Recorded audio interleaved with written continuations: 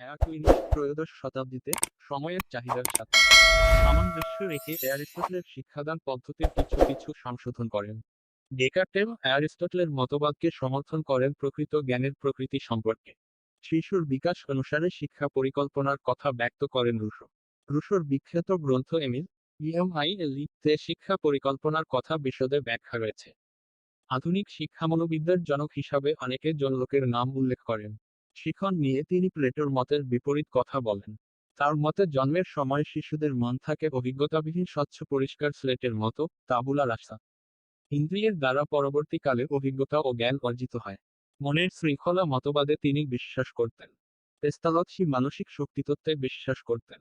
তবে তিনি প্রথম শিক্ষাবিদ যিনি শিক্ষকদের জন্য শিক্ষণের কথা ব্যক্ত করেন। এছাড়া তিনি সচেষ্ট হন শিক্ষার মনোবিদ্যাকরণে। শিক্ষার উপর মানসিক শক্তিতত্ত্ব পরিচিত হয় শিক্ষার মানসিক শৃঙ্খলাবাদতত্ত্ব রূপে। জার্মান অধ্যাপক হারবার্ট ফ্রয়েডের শিক্ষাকে রূপ দিতে চেয়েছেন মনস্তত্ত্বের নীতির উপর ভিত্তি করে। মানসিক শক্তি মতবাদে তারা বিশ্বাসী ছিলেন না। ফ্রয়েবেল যে নতুন শিক্ষা পদ্ধতির উদ্ভাবন করেন, সেটি পরিচিত কিন্ডারগার্টেন রূপে।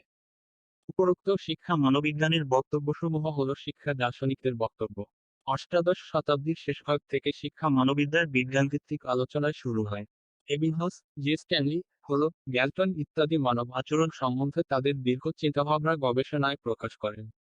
1890 সালে উইলিয়াম জেমস প্রকাশিত প্রিন্সিপালস অফ সাইকোলজি তে মনোবিজ্ঞানের সক্রিয় দৃষ্টিভঙ্গির কথা বলেন। জে এম প্যাটেল এর ব্যক্তিগত পার্থক্য ও মানসিক অভিক্ষার ক্ষেত্রে অবদান উল্লেখযোগ্য। প্রথম মনস্তত্ত্ববিদ হিসাবে আলফ্রেড বিনেট ব্যক্তিগত বুদ্ধি অভিক্ষা তৈরি করেন। শিক্ষা জগতে বুদ্ধি অভিক্ষা একটি বিপ্লব।